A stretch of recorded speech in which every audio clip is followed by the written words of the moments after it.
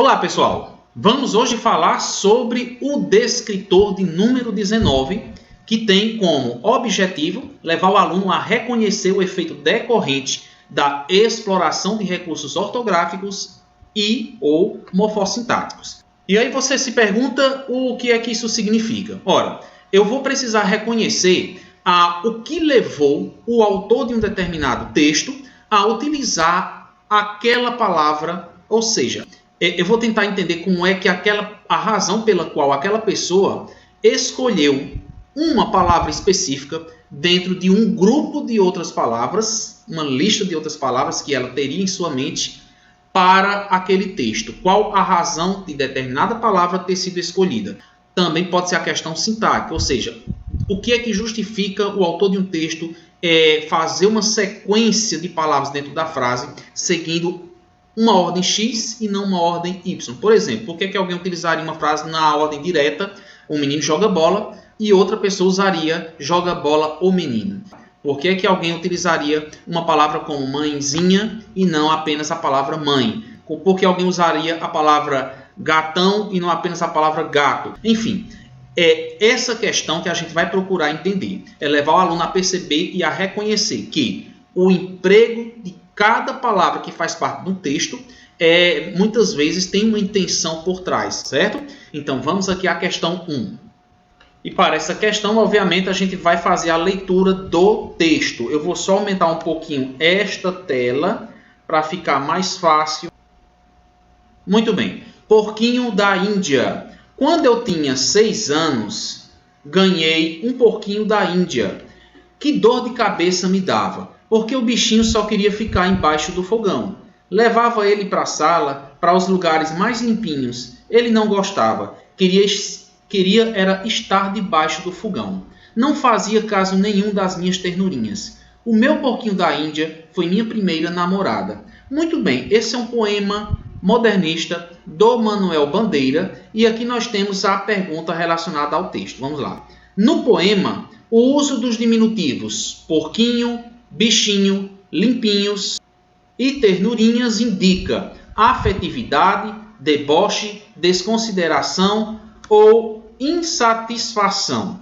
Todas essas palavras aparecem no diminutivo. Quando você volta ao texto, você vê que ele termina dizendo que o seu porquinho foi minha primeira namorada, foi a primeira namorada dele. Isso significa que ele gostava desse porquinho da Índia, apesar do porquinho não fazer caso das suas ternurinhas, ou seja, ternurinhas no diminutivo porque ele acariciava verdadeiramente com um sentimento de afeto sincero, acariciava o porquinho.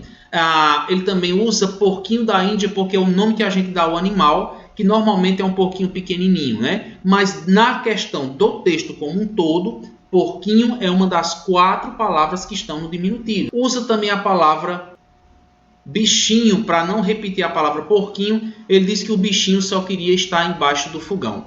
Então, a gente percebe pelo uso das 4 palavras juntas no mesmo poema que falar apenas de diminutivo não seria suficiente para que a gente utilizasse como resposta, no caso, diminutivo de uma maneira tradicional, né, para indicar tamanho, não seria suficiente para a gente considerar a questão. Talvez a palavra porquinho, sim, e a palavra bichinho para se referir a porquinho. Mas como na questão também a gente não tem aqui falando de tamanho, a gente descarta logo essa possibilidade. Ou seja, eu vou dizer que porquinho, bichinho, limpinho e ternurinha tem muito mais a ver com a questão da afetividade. Então nós vamos marcar a letra A. Olha aqui que deboche não faz parte do texto.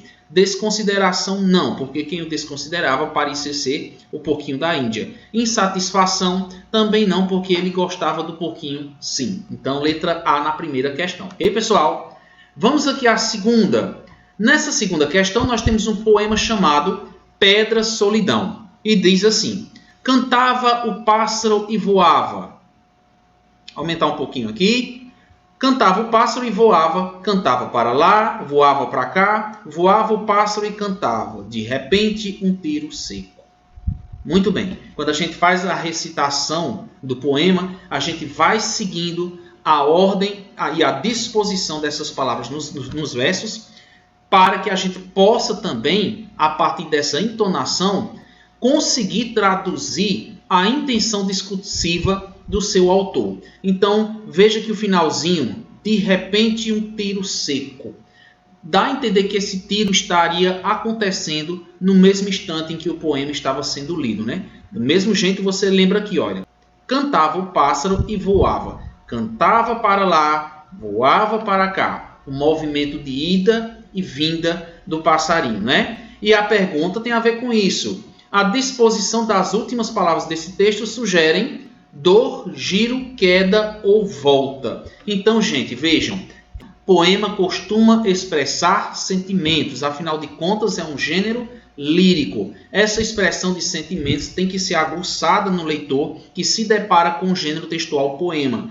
Então, gente, eu falo de pássaro, um tiro num pássaro, o que é que isso me sugere? Que esse pássaro morreu, né? Então, obviamente que o tiro vai estar relacionado a uma queda. Afinal, se o pássaro estava voando e recebeu um tiro, ele vai cair. Professor, então por que não pode ser dor? Porque a disposição dessas palavras na vertical e ao mesmo tempo numa diagonal sugere um passarinho. Por ser na vertical, o passarinho está caindo, e por ser na diagonal, sugere que apesar da queda, ele ainda estava tentando alçar voo, ou seja, tentava-se ainda um último suspiro. Então, alternativa C, porque a disposição das palavras realmente remete à questão da queda. Bom, na questão de número 3, nós temos mais um textinho aqui para a gente analisar. E se a vida for como um cardápio? A pergunta pegou Rosinha de surpresa. Ela levantou os olhos do menu e se deparou com o marido em estado reflexivo. Ora, Alfredo, deixe de filosofar e escolha logo o seu prato. Os dois haviam saído para jantar e estavam na varanda do bar Lagoa, de onde se pode ver um cantinho de céu e o Redentor. Rosinha, pense nas consequências do que estou dizendo. Se a vida for como um cardápio, nós talvez estejamos escolhendo errado. No lugar da buchada de bode em que nossas vidas se transformaram, poderíamos nos deliciar com escargots, experimentar sabores novos, mais sofisticados. Porque a vida seria como um cardápio, Alfredo. Tenha dó. E por que não seria? Ninguém sabe de fato o que é a vida. Portanto, qualquer acepção é válida até prova em contrário. Bem, acorda. Ninguém vai aparecer para servir o seu cardápio imaginário. Na vida, a gente tem que ir buscar. A vida é mais parecida com um restaurante aquilo. Self-service, entende? Bom, temos aqui o texto. Nesse trecho, bem, acorda, revela-se o quê? Carinho, infantilidade, irritação, preocupação ou revolta. Vocês perceberam que aqui nós estamos diante de um conto, não é? Dois personagens estão mudando, dois personagens estão almoçando e um começa a filosofar a questão da vida ser parecida com um cardápio. Pois bem, diante dessa filosofia, a mulher vai discordando com ele e ele vai tentando jogar um argumento novo. Então percebam que os dois não entram em um acordo. Ele tem uma maneira de pensar e ela tem uma maneira de pensar. Nisso, a mulher ainda vai dizer o seguinte: porque a vida seria como um cardápio, Alfredo? Tenha dó. Ou seja, uma frase que já demonstra que não adianta a insistência dele para convencê-la, certo? Essa expressão tenha dó, ela é bem enfática dentro desse texto aí. E na última fala, ela justamente vai jogar esse bem, acorda.